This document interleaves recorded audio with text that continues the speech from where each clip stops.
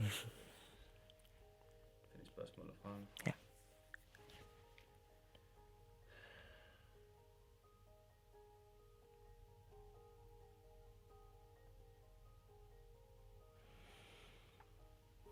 Så, okay, og vi kører det på engelsk. Yes. Okay. Yeah. So I'm just gonna start now. So it's the first time I'm doing an interview of somebody. I never done it before. So if the pace is a bit too slow or too fast, just bear with me. I'm just honored. The main reason why I want to interview you is just a pure interest. Because I've been following your career from the sidelines, but we never met. It's the first time we meet. It is. And it's been pleasant to talk with you already. Yeah. And we already talked a lot about the technical aspect of the movie. Yeah. So that's been fun. So the first thing, just to get it started, just introduce yourself. Your name, your age, what's the purpose of this interview, and what do you do in your daily life? Sure. So my name is Diluckshan Jeyaratnam. I am 34 years old, and I am my profession is a musical theater performer. I'm an actor, singer, and dancer. Today we're here to talk about Jyothi, a short film that I just recently finished, and we're going to screen it very soon, and it's going to release online as well. Perfect. Yeah. So, but this is not your first project, though. You've done. Yeah, I mean, I've been in love with filmmaking for decades, and I've done a lot of different projects with my friends. This is like the first time I'm doing a proper short film that I've written myself and shot myself and directed. So it's kind of like a new chapter. Perfect. Okay, so these are just some initial questions because there's not actually a Wikipedia page of the movie, at least not yet. No, there's not. So just to get an idea of just the different roles, who has taken on those roles, right? So the first question is, who had the idea for the movie? This was actually like, the funny thing is the idea for Jyothi came out of another short film that I made, a very short film named Aval, which I released in 2018. And I spoke to one of my good friends and one of my personal inspirations when it comes to filmmaking, Sudarjay, who lives in France. And we had a good talk about Aval, and he was actually the one who was like, I felt like this short film could go into something more, like maybe there's a song, maybe there's a poet, some kind of poem or something. And I think that kind of sparked my interest to be like, well, what if I made a short film that kind of goes into something more deep? So you might say he was the first spark of inspiration, but the idea was my own. Okay, that's pretty cool. So this was in 2019, right? You had the idea. This was in So the idea for Jyothi started in 2019. Yeah. Okay, perfect. And who is the script writer for the movie? It's myself. Okay, so the full thing? Yeah. This is the first time I've tried to write fully independently write a script and be like, okay, this is what we're gonna shoot. Okay, that's cool. What about the cinematographer? That's me as well. That's me as well. Also the full thing. Yeah. So I have this. Many people might not know this, but I'm very much interested in the technical aspect of filmmaking as well. Like I am an actor, but I'm maybe even more interested as a technician behind the camera. And so for a long time I've had this dream of like directing and shooting and editing myself. So I'm very much inspired by that kind of filmmaking, like being like having like a complete vision behind the camera. Okay, so I was about to ask you who's the editor of the movie, but I'm assuming that's you as well. Okay. That's me as well. And the music composer, did you have one? You also did the music on it? I did the music. Original music, or was it? This was original. Like the short film has. I always knew that there should be a song in Jyothi. This whole idea of there's a song that's being written for the film and in the film, so to speak. So I always knew there's going to be a song, but obviously there's also going to be like some form of background score, even though it's not that much. So I was like, okay, I'm going to do that. Yeah. Okay, so but in Aval, because I actually watched that, I'm gonna ask you about that a little bit later on. Sure, but that was not original, right? No, that's Santosh Narayanan. Exactly. Yeah. The funny thing about Aval is that I went for a walk in the beach, and I heard like the soundtrack for Pariyerum Perumal.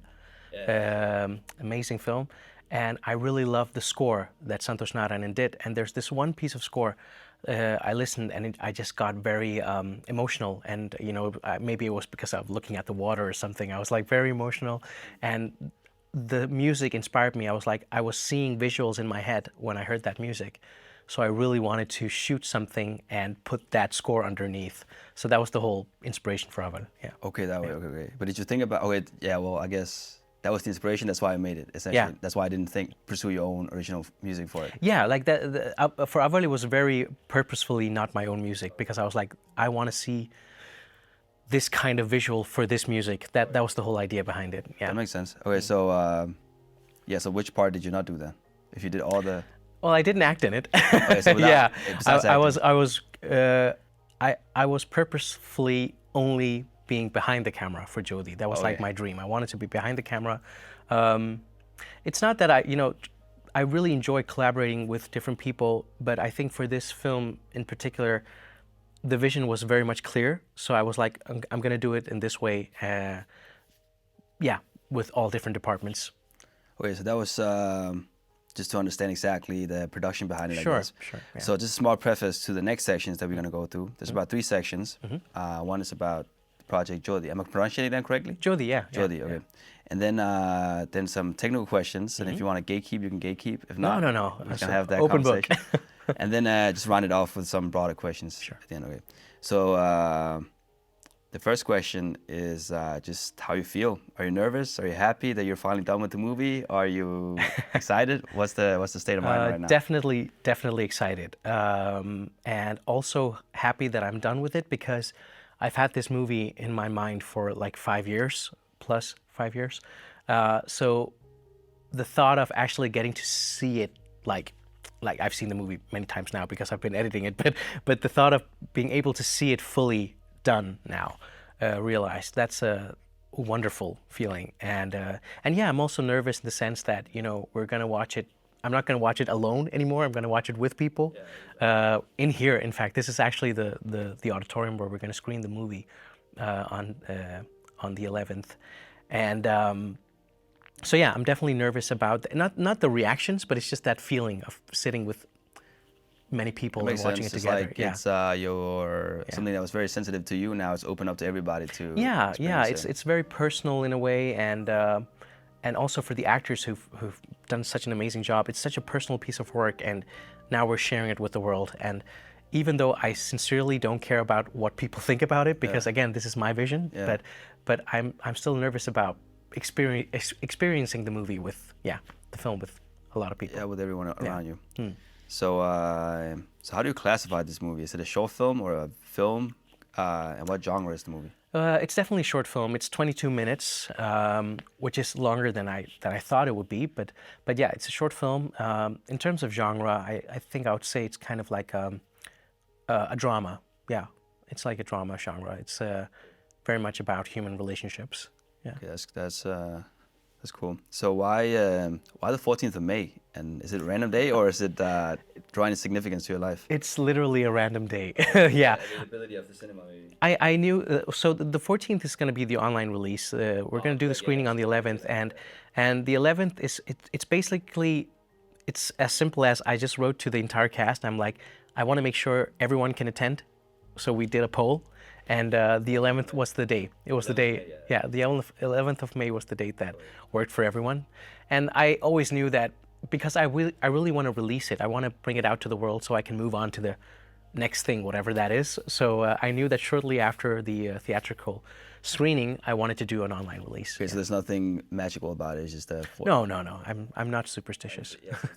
Okay, so what is Offbeat Production?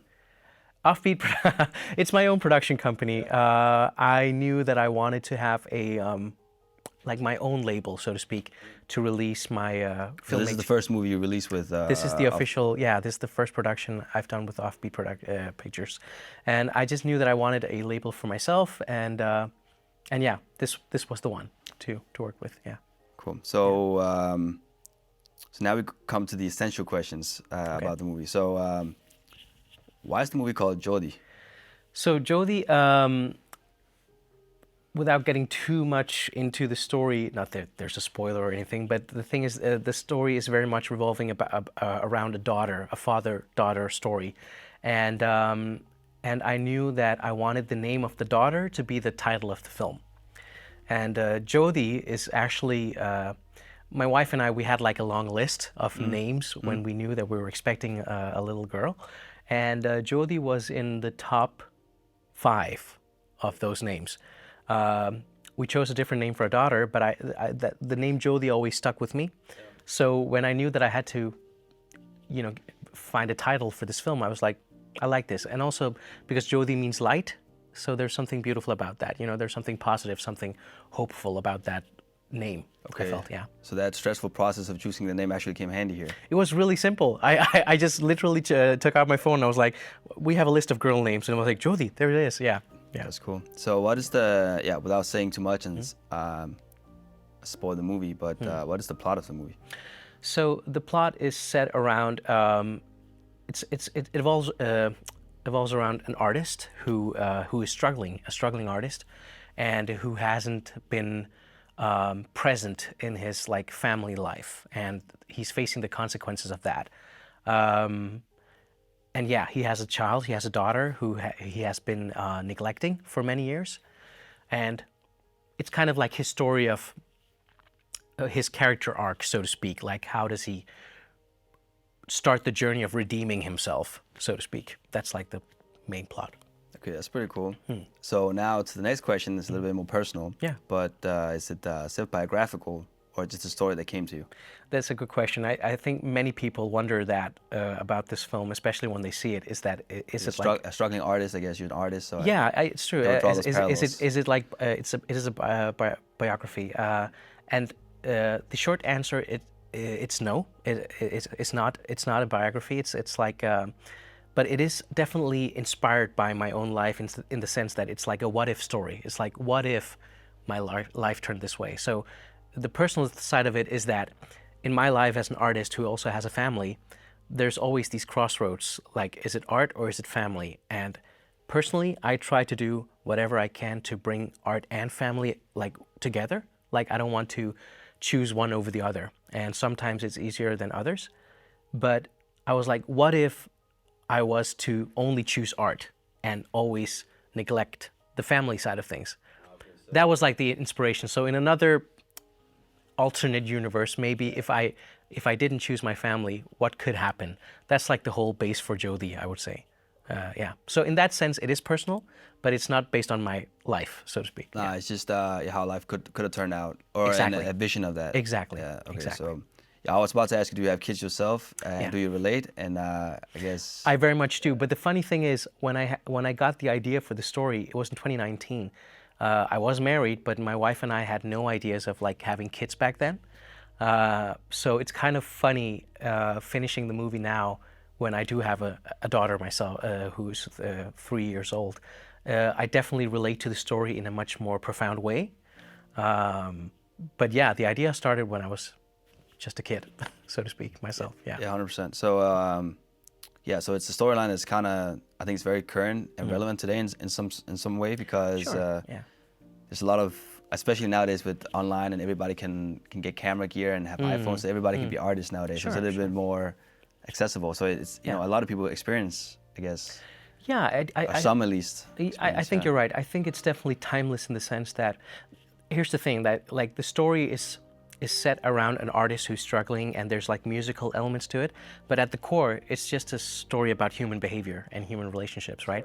And that will, how do you say, it will never go out of style. It's always relevant, right? How are we in relationships, and how do we,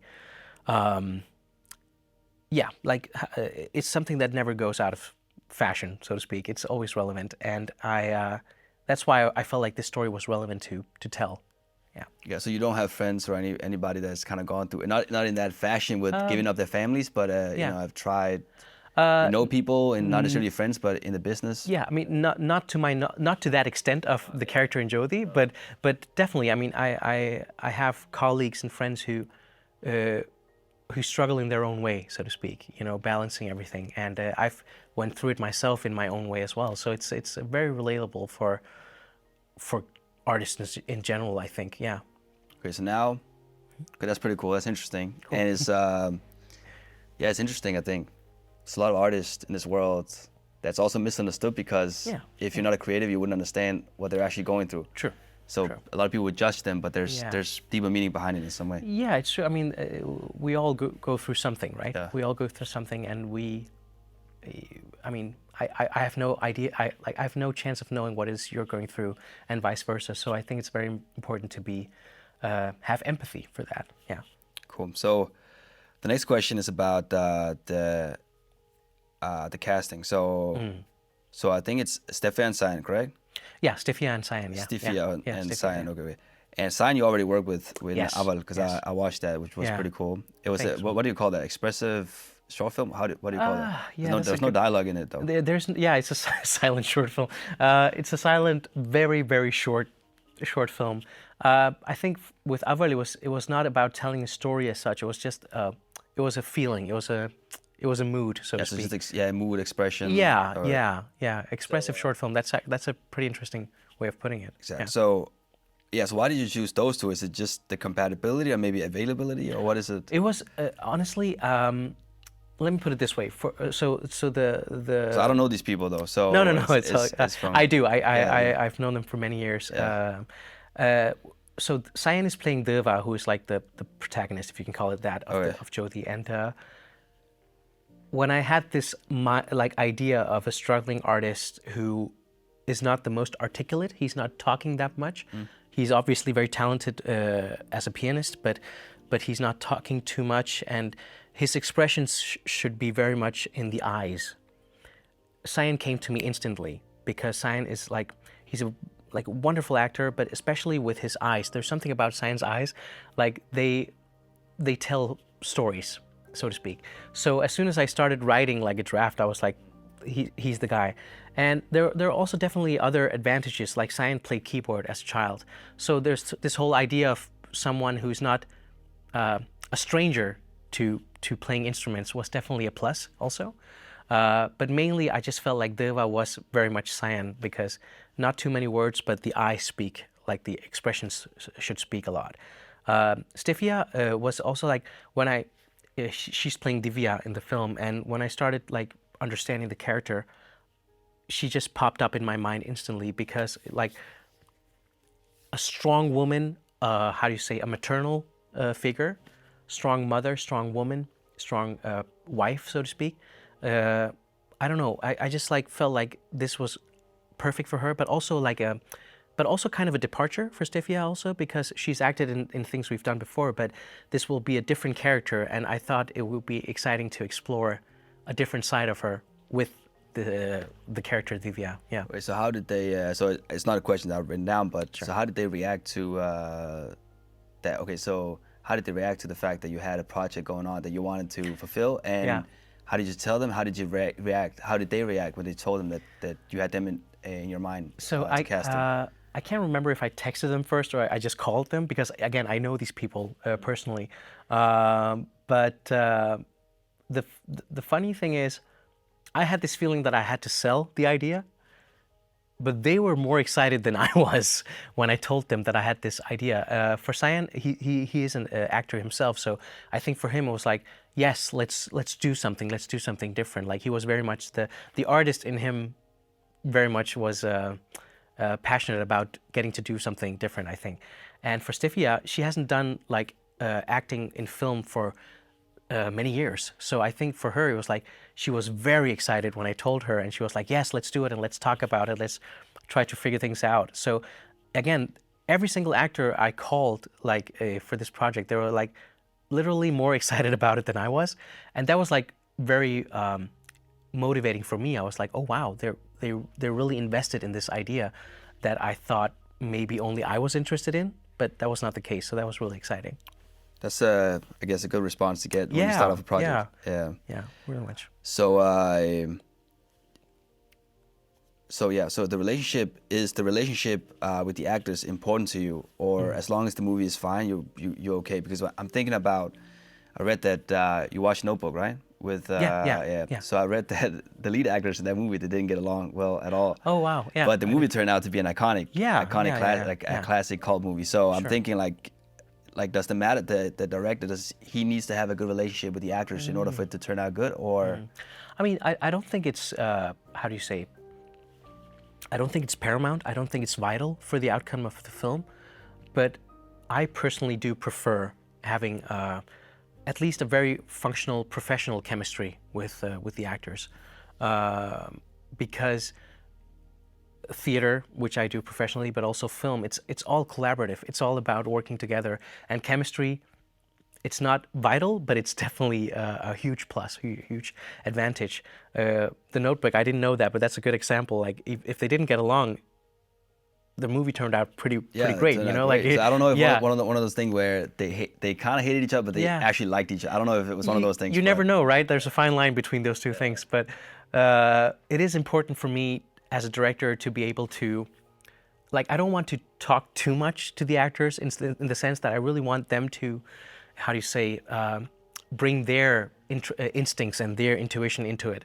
But obviously, if I feel they need a note or two or something, I will definitely be available to give that to them. But I think the chemistry is important. The chemistry is where maybe we don't need everything to be said, but we still have that, you know, that unspoken language, if that makes sense. Yeah, that makes sense.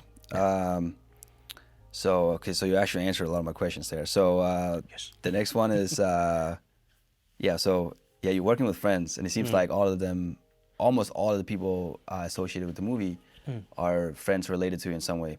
So do you have to, when you have disagreement with your friends, how do you handle that then? Or do you have That's a disagreements? good question. I mean, on this project, no. It was very much. I guess you're all adults, so maybe. Yeah, I mean, again, that's the thing, right? Like, it's not about having egos. We're just here to. We are all gathered to tell the same story. So I very much believe that humility is like important. Like we should definitely. There should be a room where, yes, I've written this and I'm directing it, but it's very important to me that the actors feel safe to, you know, tell me what they're thinking, share different perspectives, even like lines, like some of the, like we've shot the film, I would say 98% as it is written, but there are like small places where the actors themselves were like, can I say it this way because it feels more natural to me, and I was like, try saying it, and it actually felt like a better option. So I like that kind of front and back, like back and forth, ping pong kind of collaboration. Yeah. Okay, cool. So did you have fun making the movie? Or? Very much, very much. That it was another thing that surprised me because I was very nervous about going out to shoot it because now we're actually shooting what's only on paper right now, and I can honestly say every day, every night before the shoot, I was like so excited because I knew we're gonna have a fun time, and you know, so yeah, and it was actually surprising to me. I was like, maybe it would be much more draining and exhausting to do, but I was like so excited. But I think it's also when this particular group of people came together, I think something happened. You know, it created a wonderful space for us to have fun, but still be very honest, very vulnerable, and work. Yeah, I think, and also like when you're around people that you enjoy hanging out with, it just we had such immediately lifts the positive spirit. It did. I mean. We laughed so much, which is it's a ironic. drama, though. That's the thing, right? The story is so serious in many ways, and there are scenes where you're like, they probably just cried through that shoot day, but we didn't. We actually laughed a lot between takes. Okay, so there's also crying scenes in the. Yeah. There are like emotional scenes in this film. It does go to a darker place, if that makes sense. Okay. Yeah. Interesting. So how many days did it take for you to shoot this movie? So we started shooting in, I think, the end of February and finished it. 2025 though, right? This year, sorry, 2025. And then we finished it, I'm guessing maybe start of April or something. I'm fuzzy about the dates.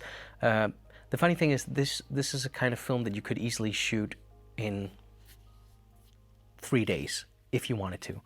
But we actually took the time, also because of scheduling, but still, the fact that we took the time was actually a huge plus because it helped me so much to get a clearer vision, like get small inspirations here and there to make sure that I could tell it in the best way possible. So yeah, but we could easily have finished it in much less time. Okay, so you could have finished it in 3 days, but Yeah. how long, like how many days do you think it accumulated in terms of just pure shooting the film? Sure. I think we shot it in like 3 weekends, maybe. Yeah. So like, Oh, that's not bad. it's like 7 days spread out, so to speak. Yeah. And then you had all the editing and... Yeah. And that's the thing, coming back to the fun we had, because it was so much fun and because I really felt inspired after every single day of shoot, I went home and I edited straight away what we shot that day because I was like so inspired and so motivated, and I was like, I know exactly how I want to edit this. So as soon as I came back home, I just edited and I just sent it off to the actors, be like, this is the rough cut, and they'll be like, what, you're like working very fast right now. I'm like, yeah, I'm very motivated. I'm very inspired. Yeah. That's cool. Yeah. Have you had that type of feeling before at working on other projects? Or? Not in the same way. Yeah, not in the same way. This was very special, but again, maybe because it was so personal in a way. Maybe, yeah. Personal. So in terms of the story, or just because the people around you that made it personal? Both. I think both, to be honest. The story was very personal. I've been writing it for many years. I've been living with that story for like 5 years. And then I have these amazing actors bringing it to life. So like that, the whole of it just made me so happy and motivated to That's keep great working to on hear. it. And hopefully that will also show up in the film, I guess. I hope so, and also I hope that feeling never goes away. Like whatever I might do after this, I hope that can continue in some way. You know, that fire. Obviously, you never know if it will, but fingers crossed. Yeah, so you bring that on to your next project. I hope so. So would you choose a movie that's, let's say, a box office success, or something that replicate the type of feeling you had now, but it's more of a moderate success? Which project will you choose in that scenario? Sorry, choose to make or choose to watch, or choose to make, like a produce or work on. I mean, for me, anyone who knows me personally in any way knows that I don't care about numbers. I really don't, and analytics. So I would, if it's something that I'm working on, I would definitely go for something that Replicated. That makes me feel something. That's something that I can connect with in any way. It doesn't have to be just one way. It doesn't have to be something that makes me cry or emotional. It can be something that just makes me laugh or makes me angry, like something that moves me in any way. But it's hard sometimes to like, choose the passion and art over, let's say, monetary success and financial success. Yeah? I totally agree. It is hard. But the thing is, at least for now, this is not, this is not made for financial purposes, if that makes sense. This is made for... But just in general. In general, yeah. I mean, absolutely. In general, you have to try your best to balance it. As soon as money is involved, it will be best to, make that back, or at least, recoup your investment. Hopefully get a profit. But in terms of Jyothi, for instance, like the money involved was very little. I mean, there was not like a budget as such. Oh, man, I was about to ask you about the budget. Yeah, because we've used our spare time to make this happen. But absolutely, if money was involved, if I had a producer or anyone working on the film, then I will definitely think in a different mentality, but still try to, it's very important to me to keep it personal.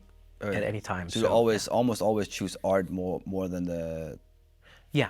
In a way, I mean, obviously it needs to make sense because... It needs to make sense, but I will definitely do whatever I can to choose art first. That's because... As a priority, at least. Yeah, because that's why I'm doing this. If I let go of that, then I should... That's a sign that I should do something else with my life, because the reason I got into this is because of the art. And now, professionally at least, I'm actually making money off the art that I do.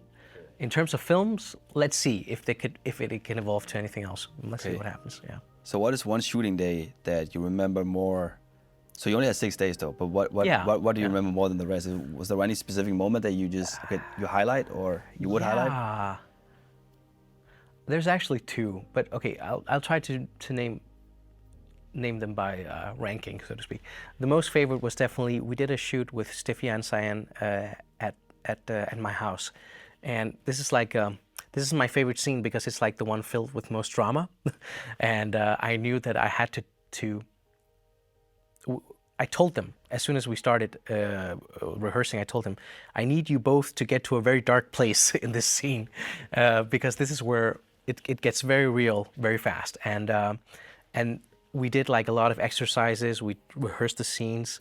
It was such an amazing creative process, and to see them work and to see them get to that point emotionally when we started rolling the camera, that was it was just a beautiful process, and that's like definitely the biggest highlight for me. And a very close second is the first day we shot. The first day we shot, it was with Sajan and Jiden who plays Kadir, and Agindan who plays he's like the bass player of this band that Deva is playing in.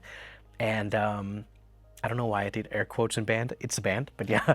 That was the first day we shot, and I just remember that day set the tone for the entire shoot. We laughed so much, we had so much fun, but we also had this like professional work ethic, so to speak. I was like, this is how I want to shoot all my films.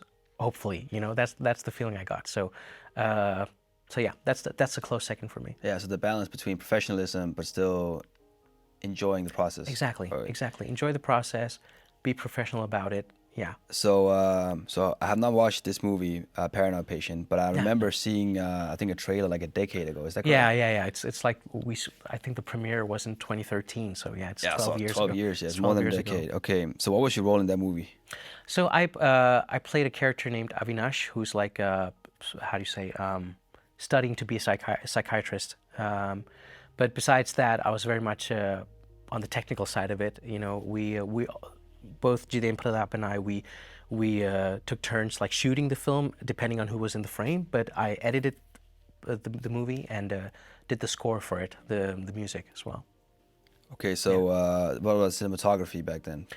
Yeah, like we took turns because like whenever someone needed to be in the frame, the other one took over. Yeah. That makes sense. Yeah, Practical reasons. Okay. So yeah, we just had to find other ways of getting that done. Okay. Yeah. So as far as I know from the trailer at least, it's the movie is about mental health conditions, right? Yeah.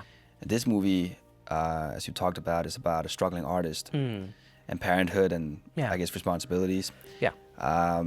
So how come you have these types of depth to your movies? I guess as opposed to like a lot of people at your age, they would probably go for something like classical love story, which is nothing wrong with. We all love watching those. Yeah. I'm also a sucker for those types of movies. Yeah, me too. So, but like, how come? Because that's like 12 years ago. So you're 34 now. So you're 22, making movies about mental health conditions. Yeah. So like, why do you want to highlight that? That's a great question. The thing is, first of all, I sincerely love all kinds of movies, like all genres. So it's not because I only want to stick to the serious subjects, but the similarity between Paranoid Patient and Jyothi is that back then, Jiten Pratap and I, we all three, we felt like this is a story we wanted to tell. There's something in that story, not just because of the mental health aspect of it, but we felt like it's also very much about family and family values and how being lonely can, how it can totally destroy a person, right? And so we felt like there's something important here. There's something personal. There's something that we want to tell. And Jyothi was very much the same thing, right? So it's at the end of the day, if we just take genre out of it, it's all about stories that we feel needs to be told, if that makes sense. Okay. So yeah, these two films. So what about the loneliness? What's the story there? Yeah, I mean, I think it's about like it's something that we all can relate to growing up, right? Like some of us are literally lonely, and some of us feel loneliness, and the void that loneliness can be for a lot of us. I think it's something that even the happiest person on earth can relate to. So yeah, there's something there we felt was relevant and something that was timeless. Something that we needed to tell people. Yeah, that makes sense. Yeah. So which aspect of, well, I guess this movie, but also in general, Yeah. what aspect of the movie do you want to get the most credit for? Which part of the are you most like proud of? If you only have to choose one, or you can just be very political and just say director if you want to do that. um, let me put it this way. This is not my how do you say Cop out? no, no. This is not my achievement, but I hope that people will praise the acting, because that is something that I'm very proud of. Like what the actors have achieved in this film is, in my opinion, very high level. If we talk about what I have done, like my responsibilities, I hope it would be, if I have to choose one, I think it will be the cinematography, because I had this wish for Jyothi that I really wanted it to feel different visually, like, feel like, you're actually being taken into, kind of like taken into a movie, if that makes sense, and I've made some technical choices to help that vision. So yeah, I hope, if it's only one thing, I hope cinematography. Okay, and that can obviously change with time. Oh yeah. I mean, So what was that like, let's say 10 years ago? What was your like? Because you also sing, so Yeah, I do. And so I guess music is a big part of your life. It is. So was back then the dream of being like the next big composer, or? No, I mean, I love composing, but it was always the stage that drew me, if that makes sense. Okay. Being on stage is what really matters to me and what I'm really passionate about. So even though I love composing, I love making films, yeah, it's always been about the stage. It's always been about live performance for me. Just live performance in general, or you performing live? Well, both, so to speak. Yeah, I mean that there's this certain feeling that I get when I walk on stage, where I kind of feel I'm very nervous, first of all, but at the same time I feel limitless. I feel like I can just be without filter, and that that feeling has always been kind of like a high for me, if that makes sense. So yeah, but also like watching live performances. Live performances, not to get too philosophical, it's very much limited these days because of the technology that is at the hand. Everything is becoming available on screen, and even the few people who perform live, they don't actually perform live. They're like playbacks and stuff like that. So Are you against that, or? very much against that. I'm very much against that. Personally, I'm very much against that, because I feel live performances has a certain type of magic that, to me, nothing else can replicate. When something happens in front of me right there, when people perform, sing, act, dance, there's an interaction between audience and performer, which I think is magical, which can't be recreated. And so yeah, I'm very much against the fake outs and cop outs that people use. Yeah. Okay, you're taking shots now. Sorry, I'm very passionate about that subject. Cool. But you do theater as well. Yeah. You said that in the beginning. This is right? my profession. Yeah, I'm an actor. I'm a theater performer, so to speak. Yeah, acting on stage. Yeah. Yeah. So another question regarding that, though. So what would you tell somebody that has not necessarily gone to the theater yet, but somebody who goes to the movies? What would you tell them to? You already said some of it, but what would you tell them to convince them to check out a theater production instead of going to watch a movie? Well, to be honest, I would never say that they should choose one over the other, because I sincerely love cinema. I'm really passionate about cinema as well. The medium, it's a different medium, but I really love it. But I will definitely, if I had to advocate theater, I would definitely say, when you're watching something on screen, it doesn't get as three-dimensional, if that makes sense, as watching a stage play or a musical or what have you. And also, there's something magical about, not to downplay this, but here there's a projector there's a film being projected on screen, and we have speakers. That's amazing. That can be magical in itself. But when you go to the theater, you have 100+ people working every night. You maybe see 10 people on stage, 20, 30 people on stage, but there's like hundreds of people backstage, under the stage, and every single person has to work together to make that one performance happen. and that to me is magical, and if that makes sense. And like scenic changes and people moving on stage, performing, dancing, like it's exhilarating in a whole different way, if you ask me. But I do understand that theater is not as accessible. Like theater tickets are crazy expensive compared to movie They're a tickets. bit more expensive, yeah. Yeah, they are quite a bit expensive, and it's only getting worse. So I do understand the apprehensive nature of going to the theater, but yeah, maybe it's because I'm very much knee deep in it. I would never give it up. I would always advocate to come watch this. You will have an experience for life. I think also like a specific part of art is almost like if you love theater, you genuinely like love theater. Yeah, so you're extremely passionate about it, even Yeah. if you're on stage or you're not on stage. True.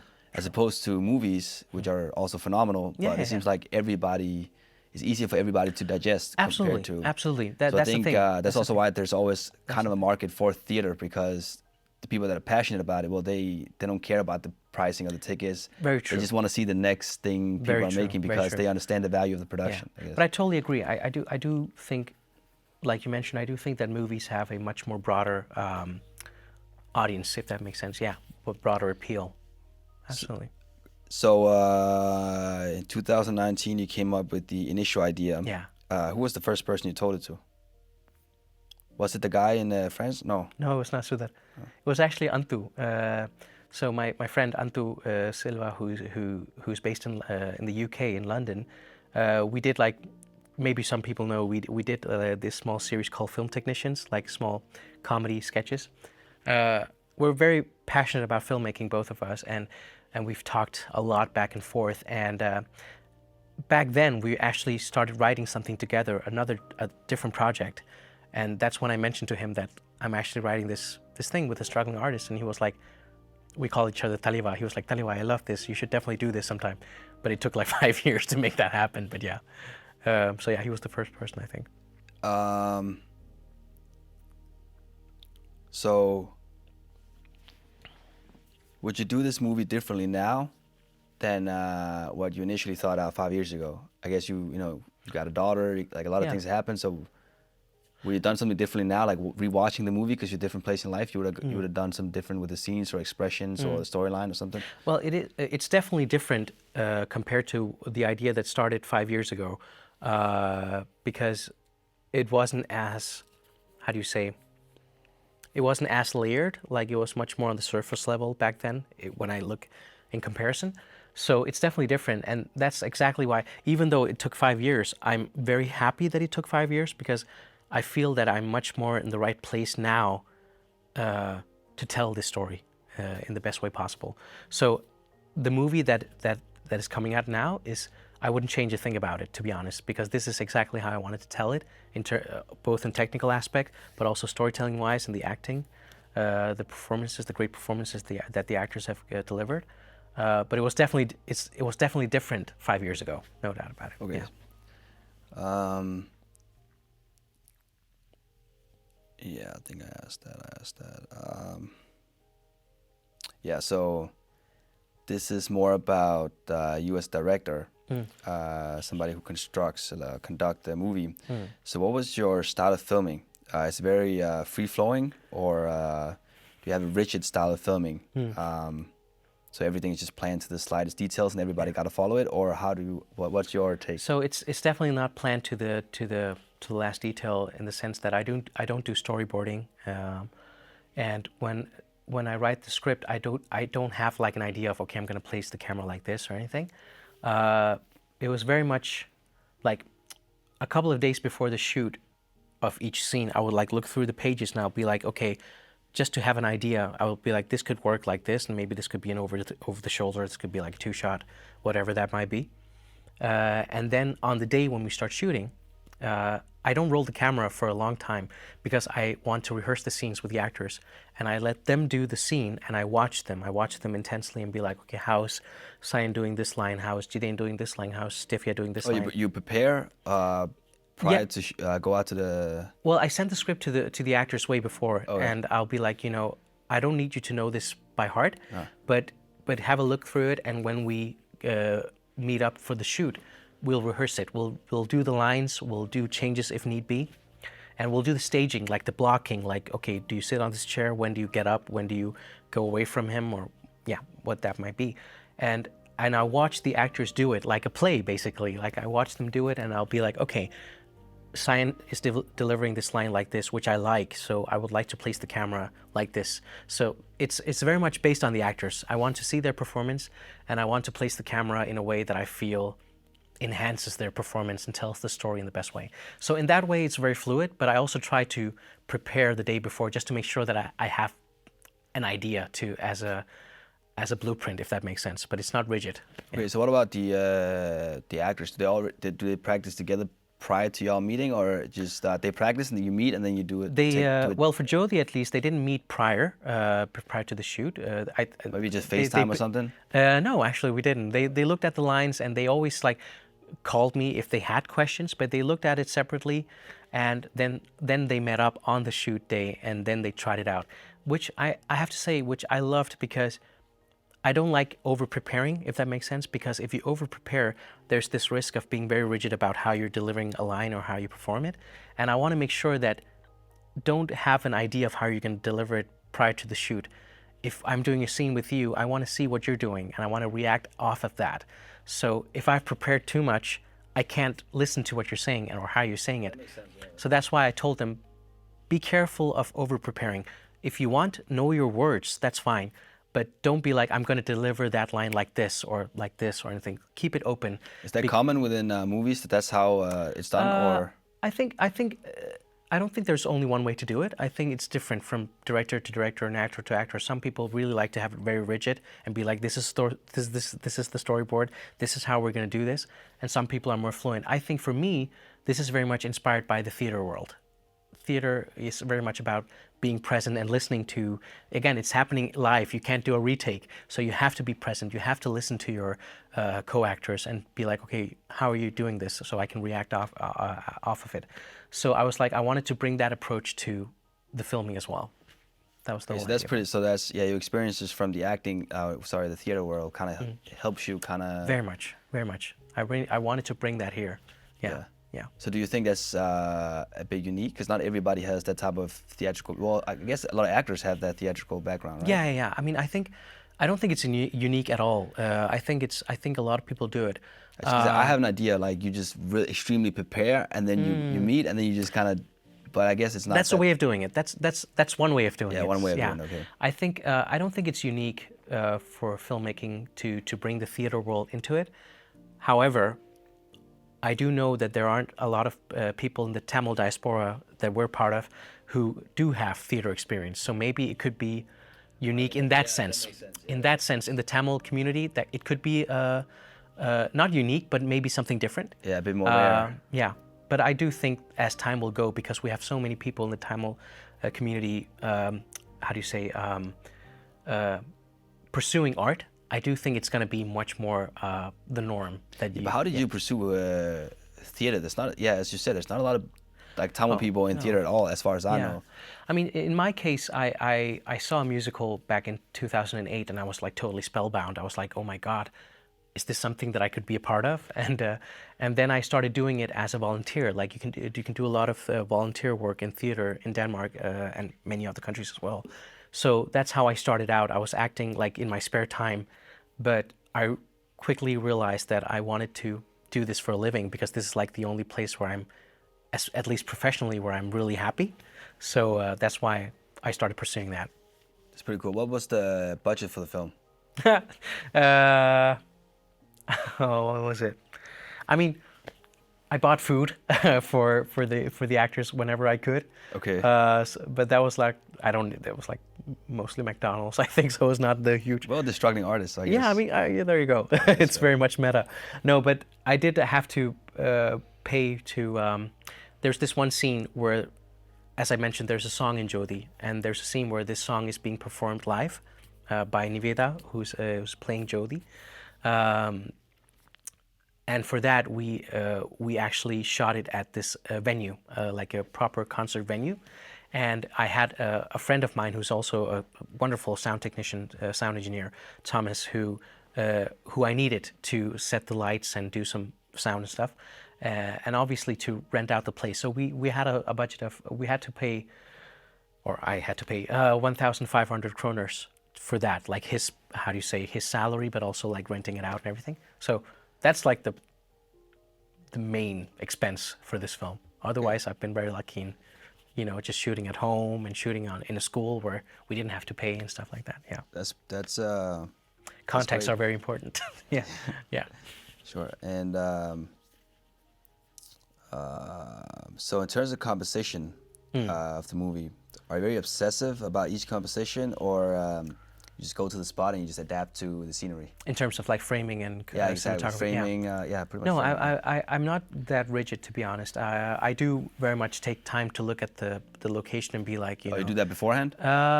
If I can, yes. I mean, the venue that I mentioned before, where we shot the song, I know that venue because we've been doing concerts there for years. So I know how the structure of that place is. So I had an idea. Okay, the opening shots should be like this. There's like a winding staircase. We should use that. There's a stage. I know how the audience is sitting, so I could use that as well.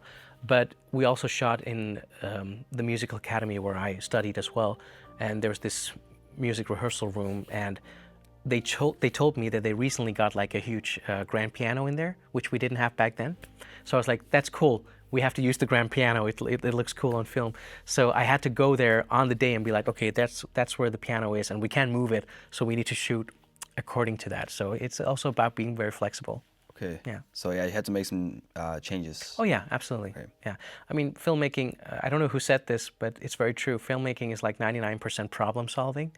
So yeah, it was about going on set and be like, okay, how can we solve this problem? How can we solve this problem? It was very fun, but it's like, it's true. It's all about problem solving.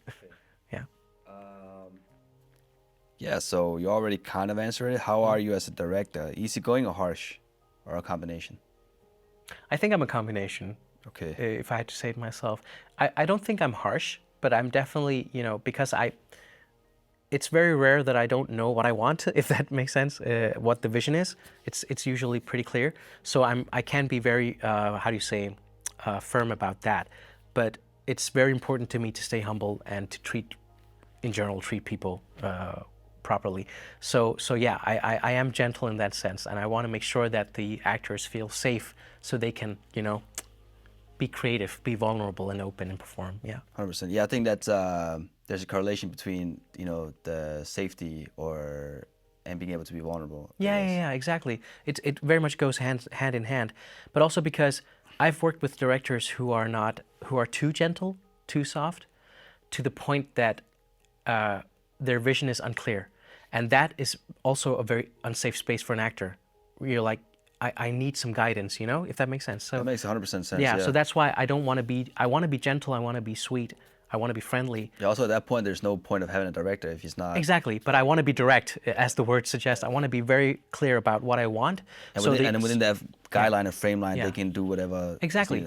It's all about, you know, the actors should know exactly enough, but not too much, so they can be free and creative. But they should know exactly enough so they don't feel lost. So it's that fine balance that I'm not saying I'm good at it, but that's what I'm trying to achieve. That's what I'm striving for. Yeah. I think that's a good thing to strive for, I guess. Yeah.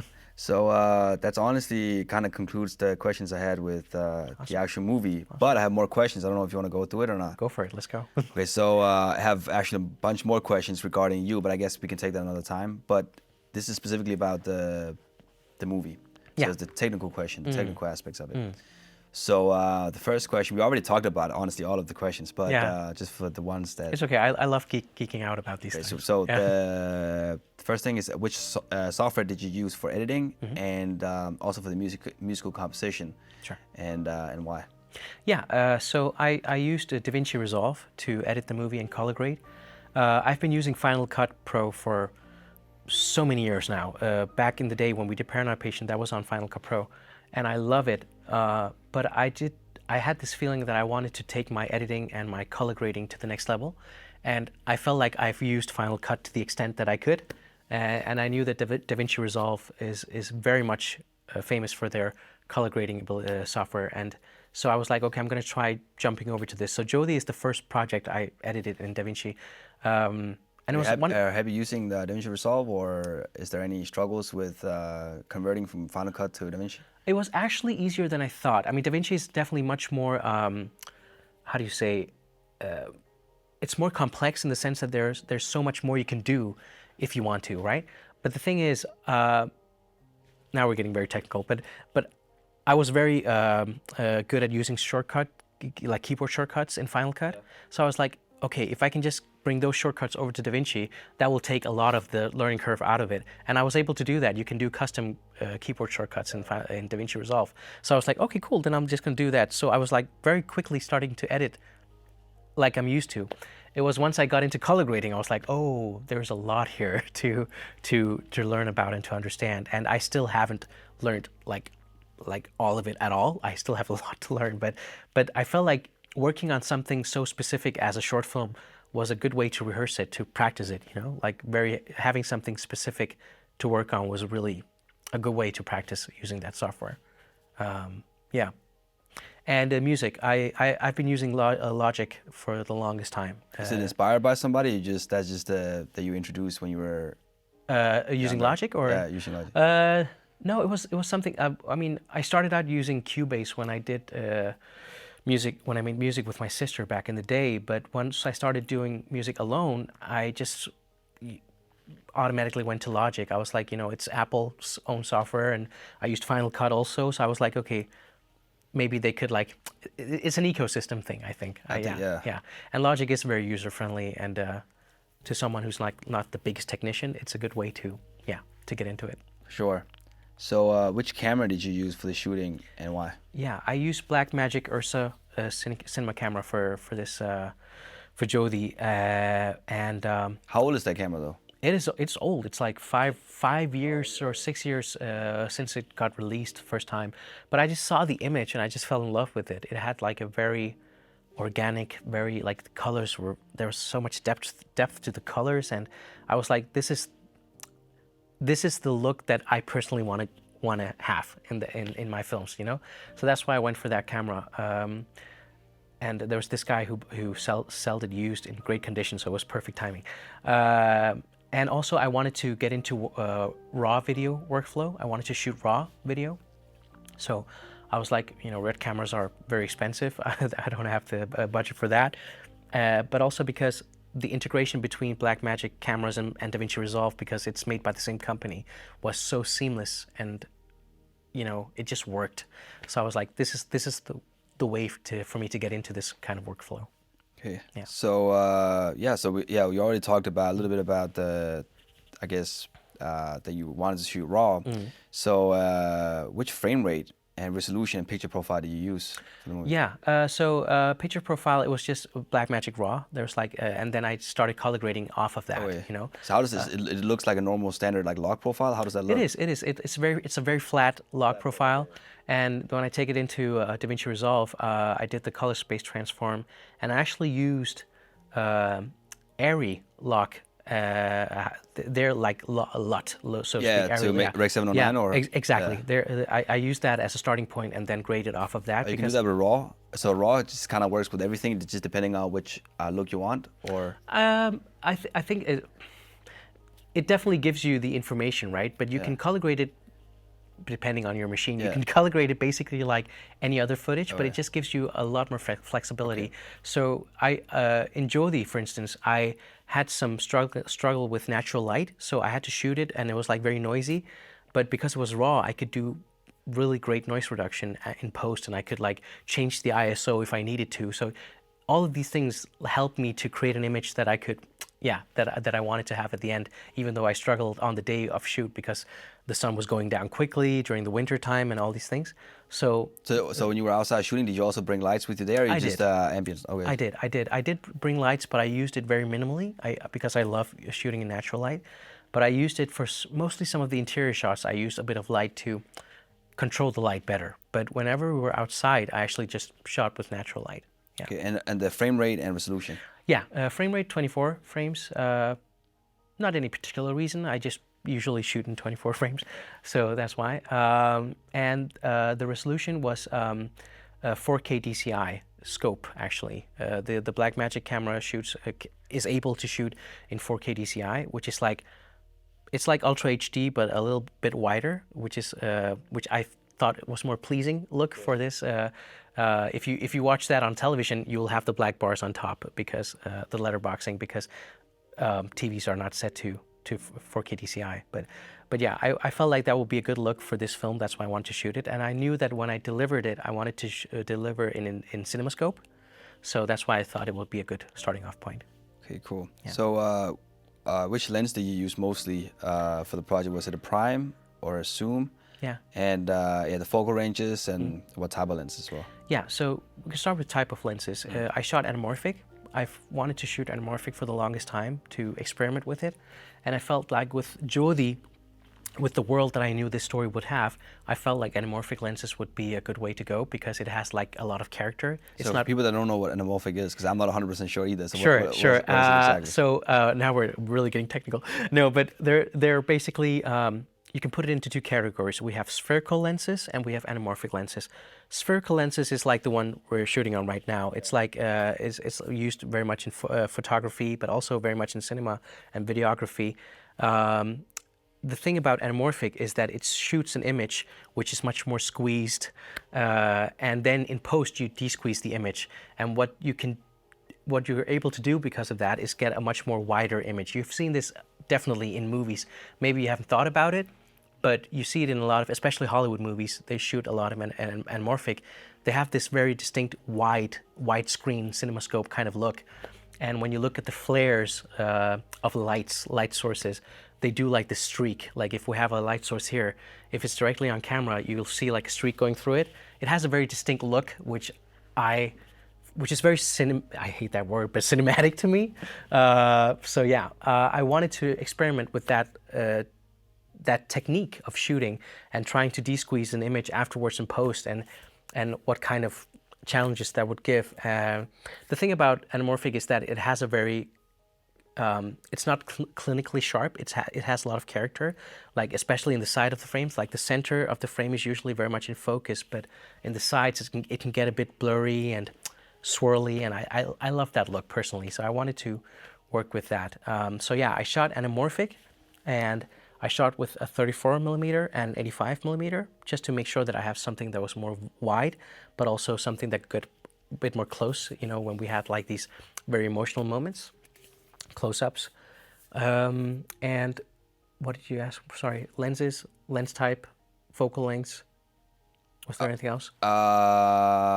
Yeah, whether you used the zoom lens or not, but I'm they're guessing both no. prime lenses. They're both primes, yeah. Primes. They're both fixed. Okay, so is there any gear you want to highlight that you think is, I guess, significant, but people tend to ignore? That's a good question. Like some sort of like a stabilizer for the camera, maybe, or something. Did you use anything there? Well, I did use, I don't know if I'll highlight it as such, but I did use a slider for this film, which kind of like is people who don't know, they're usually also called dollies. Like to the sides or both actually. Right. Like you can push in, and you can also like track from side to side. And I was like, for this film, I didn't want to use like a gimbal, for instance, because I didn't feel that it was the right kind of movement for this film. It's very much a shift between tripods and slider and handheld in this film. And the slider was great because it didn't have like, gimbals can be amazing, but you can still end up having a bit of wobble, especially in the Z-axis, where I just wanted to make sure that I could push in very slowly or pull out very slowly with the camera. Without having any kinds of wobble, so to speak. So slider is definitely... Okay, if I have to highlight something, I will highlight tripod, which might sound funny, but it's because you probably know this as well. Handheld is very much used these days, but also gimbals are very much used these days. And they have their place, absolutely. But there's something satisfying in watching an image which is just placed with the camera placed on a tripod, because it kind of looks like a painting in a way. It's just a frame. There's no movement. It's everything that moves is basically what's in the frame, but the camera itself doesn't move. And because I am very fond of shooting handheld, I took it as a challenge for myself that in Jyothi I want to use the tripod much more. I want to create still frames much more. And every time I watch some of those frames, I do feel a lot of, it's very thrilling. I feel satisfaction looking at those frames. And I'm very happy that I didn't move the camera too much. So yeah, I want to highlight the tripod. Okay, that's Very I guess so. conventional. I mean, yeah. Yeah. So yeah, that was the technical questions I had, at least for now. So last questions I have to kind of round it all off. Who is it dedicated to somebody, or is it just a specific story you wanted to tell people? No, it's honestly, it's not dedicated to one person. It's just it's a personal story. It's something that means a lot to me, especially because I've lived with it for such a long time, but also because I'm a father now. It's very personal to me, and yeah, it's not like a dedication, but I do think I hope that especially a lot of parents would watch it, and I hope that that the film could, make them feel something, whatever that is, but move them in any way. Yeah. So okay. So the next question is, who will the movie resonate most with? Is it what age group, and also the Eastern world, the Western world? Like who will it resonate most with? In terms of the Eastern and Western, I think it resonates with both, if that makes sense. Because yes, it's in Tamil, but there's also subtitles. But at the end of the day, this is something that every human being can relate to, or at least I believe that they can relate to it.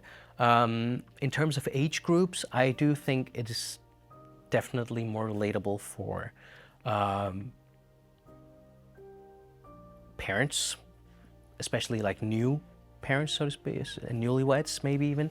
I might be wrong, but I think it's more relatable to that group because it's very much parents that has kids who are going through it, or just parents that has small kids that's going through it. Both. Okay. Both. I think at least that's what I'm hoping. Maybe it's just wishful thinking, but that's what I hope, because I think every parent can relate to whether they have a small kid or a small child or a grown-up child. I think they can relate to the struggles of it, but also in terms of the relationship between husband, wife, or your partner, like what you go through as parents, what you go through, all the choices that you have to make while being in this whole parenting world. I think people can relate to that. I do. So do you have more sympathy for your parents now that they had to go through? Oh yeah. Oh absolutely. Having a child that was wanted to be an artist. Yeah, I do. I think I've. Are they artists themselves, or they just conventional? They are very much in love with art themselves. Like, okay, so it's a little bit easier for them to understand, I guess. Yeah. They're the reason I went into this, to be honest, because I had them as the first inspiration, so to speak. So I fell in love with music and everything. So yeah, they very much understand. No, but ever since I became a father myself, I've been very sympathetic of my parents. I think all new parents go through this kind of feeling. So yeah, I'm very much sympathetic for what they had to go through with me and my sister. Do you have to give them a call and say that you were sorry, or no? You understood I don't think that they were going through it. I don't. I don't think I need maybe to some apologize. Appreciation, maybe. There's an appreciation. Appreciation. I don't think I need to apologize, because at the end of the day, they chose to put me into this world. So it's on them. They made that choice. Yeah. I don't think I need to apologize. I'm just going through it like every single person is going through life.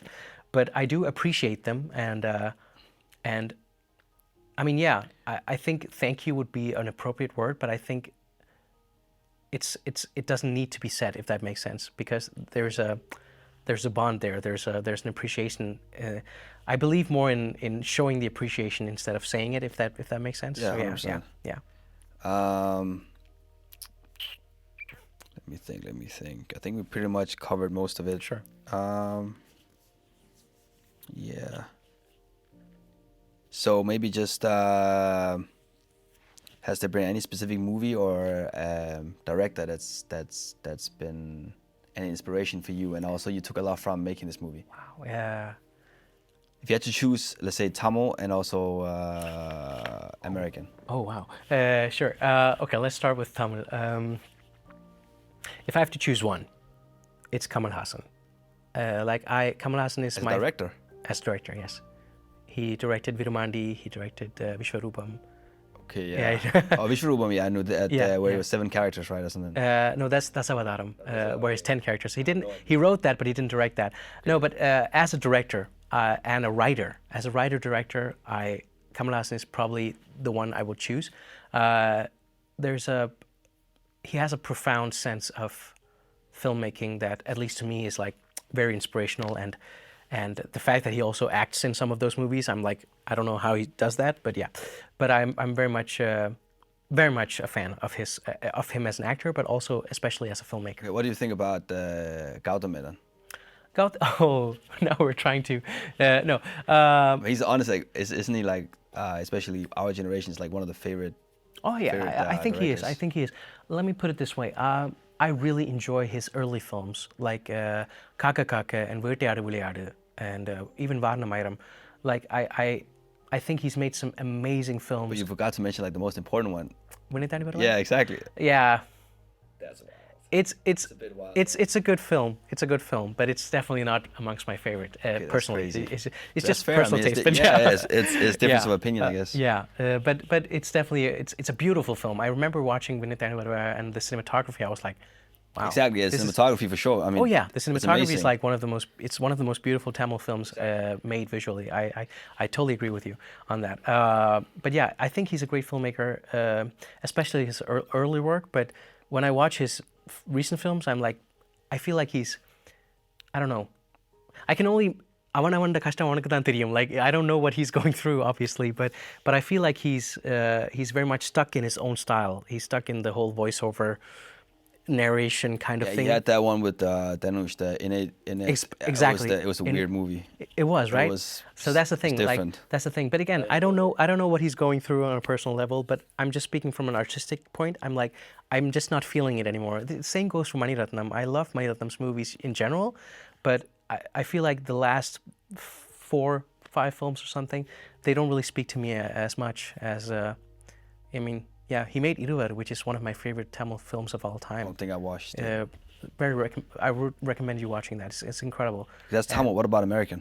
Yeah, so American, Quentin Tarantino was my first inspiration as a director, but even more as a writer. I cannot write like that at all, but I'm very much inspired by it. I'm like, this is very amazing. I would love to see if I can do my own take on that, maybe someday. But yeah, but otherwise, I also very much enjoy Christopher Nolan as a director. I think he's amazing as a visual storyteller. Yeah, and yeah, I mentioned 2. That's cheating, Yeah. but yeah. Yeah, that's fine. I mean, yeah. Paul Thomas Anderson. Now I'm done. Who is that? Paul Thomas Anderson. He directed There Will Be Blood, for instance, with Daniel Day-Lewis. It's about the oil. Exactly. I haven't watched it, but a lot of people say it's a good movie. It's amazing. It's amazing. That's one of them. But and he has a new movie coming up with Leonardo DiCaprio. What's it called? Something with war. I'm blanking on that. Sorry, but I'm very much looking forward to his films as well. It's a very unique style of filmmaking. It's very inspiring. Okay, so those are the ones that. Those are your inspirations in terms of like, okay, they're great directors and they understand film, but was there any specific movie that you? Because when I look at the frames, I'm thinking. I thought Vinitani Varavai, but I don't know. Really? Oh, that's I thought cool. just how I take cinematic, that as a huge compliment. Yeah, I think how cinematic it was. Yeah. It looked thank you. cinematic, the Appreciate that. clean looks and the color. It looks very fresh. Appreciate So that's what I thought. I just assumed that if you're Tamil, you love. that you love Vinitani Varavai. Yeah. At least our generation, I guess. Yeah, I mean, to each their own, right? But I totally understand what you mean.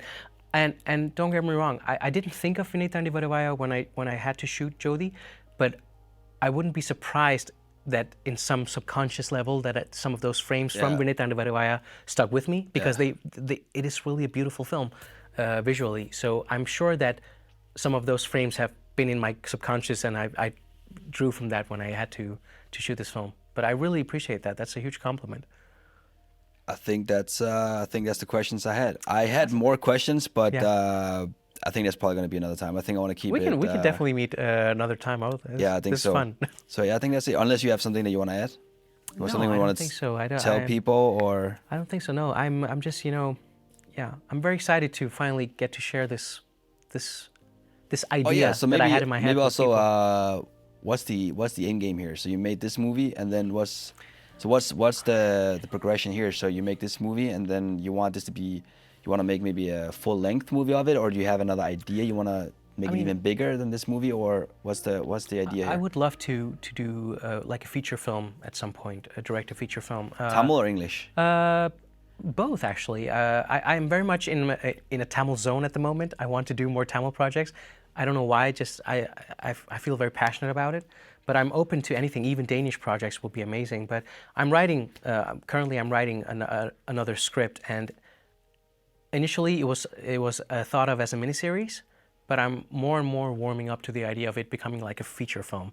I think that could be very exciting too. There's also a drama, or No, it's actually more Tarantino inspired. It's like dark humor, violent, like yeah, that underworld kind of story. so that's like you want like a production house behind it, or maybe you're gonna do it through your own production house. I think it's going to be through my own.